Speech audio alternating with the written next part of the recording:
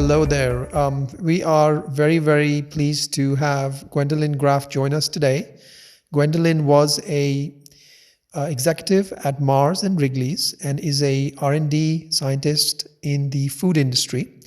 And today we're going to talk a little bit about the challenges that people have in the cannabis industry when they're trying to create yummy, candy, edible type foods. So, Gwendolyn, hello there. Hi. I'd love to get your thoughts on what are some of the challenges that you've seen. One of the challenges being a product development formulator is that I noticed that a lot of companies that are small and startup, they work off of recipes, which makes sense. It's what we would do in a kitchen. And some of them have hired chefs or are working off of recipes, and they're making them basically kind of like at a stovetop level. But those recipes call for like a cup of water and like a cup of sugar and so many grams of this. So they're working with volumes and weights. And when you're working in the food industry, you have to turn things into a formula, not a recipe. And so you have to take your cup of water and you have to weigh it so you get grams of water, grams of sugar, and grams of corn syrup. And then you put those into percentages. And when you have a formula that's all in the same metric and you can have it in percentages, you can scale it up. So inevitably, they're going to need to make more than just a little pot of something. And so, pun intended. And so consequently, if you have a percentages, you can go from a small pot into a quite big batch. But it's much harder when you have teaspoons and cups and ounces. So you have to turn everything into a weight percent formula.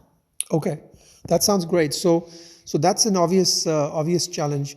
Can you give me some other challenge that happens early on in the process? This was a very non-obvious one, but something more obvious that people are struggling with. As a candy scientist, I cannot emphasize how important it is to have a good thermometer. And, it would be instinctual to go get a candy thermometer, which is going to look like kind of a plate of metal, and it's going to have some nicks on it, and there's going to be a thermometer glass in the middle. But you should have an electronic probe thermometer, one that has an electrode that plugs in and then has a steel rod that goes and mixes. Those are probably the most accurate. Temperature is everything. Just a few degrees can make a big difference in whether the candy turns out or it takes on water or it's a little sticky.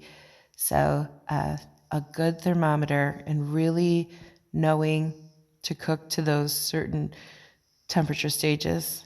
You can get into a lot of science here with glass transition states and boiling point elevations and solubilities, but have a good thermometer so you can accurately make your candy. That's fantastic. Thank you so much for the insights. We really appreciate it. I mean, these are not things that any of us lay people would for sure think about in the first instance. And so I really thank you for coming in today. And Gwendolyn, and thanks again, and hope to see you soon. Okay, great. Thanks. Okay, bye-bye.